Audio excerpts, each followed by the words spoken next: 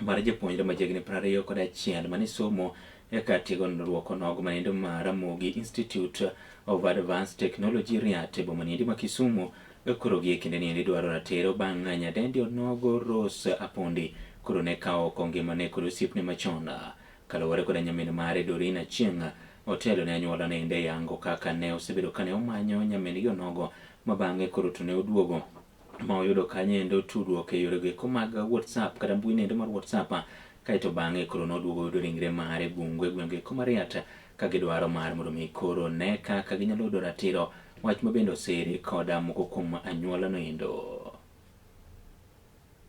Ilipofika on Sunday naona missed call kwa simu from WhatsApp. Then I was sitting with my son. Then he tells me, "Mom, Apondi anakupigia." Nikamwambia leta simu nifanye nini? Nimpigie. Ku call back, the number was not going through online. Ni kama ikatoka.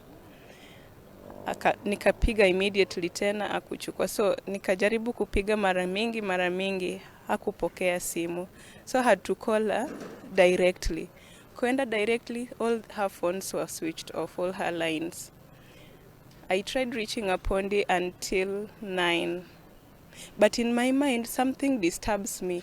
Apondi alikuwa anataka kuniambia nini? Because WhatsApp amedrop 2 message with an emoji D na kaanza kulia. Kaweka emoji moja ya kulia.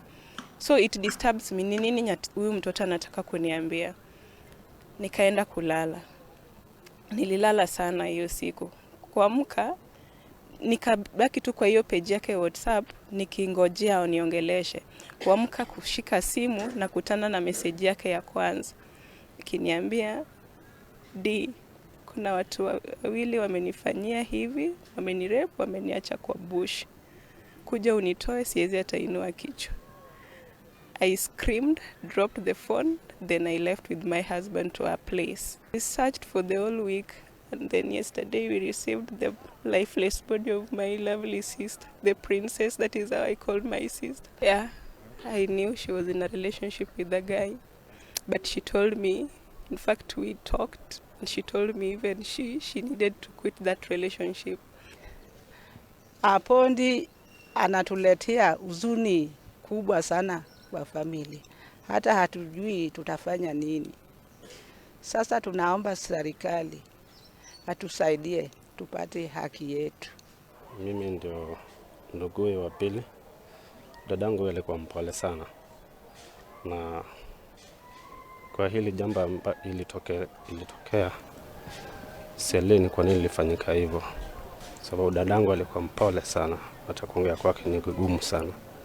So mimi ningependa tu serikali kama wanatusikiza ama watufanyie haki, tupate haki ya dada yetu.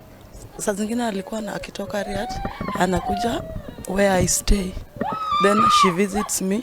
Apondi alikuwa anapenda watoto wao sana. Alikuwa anapenda watoto wao plus the nieces. So she was a very polite girl. Sidhani kama Apondi alikuwa anaweza chokoza hata mtu. So I'm just appealing to the government that they give our family justice. We just want justice for our lost girl.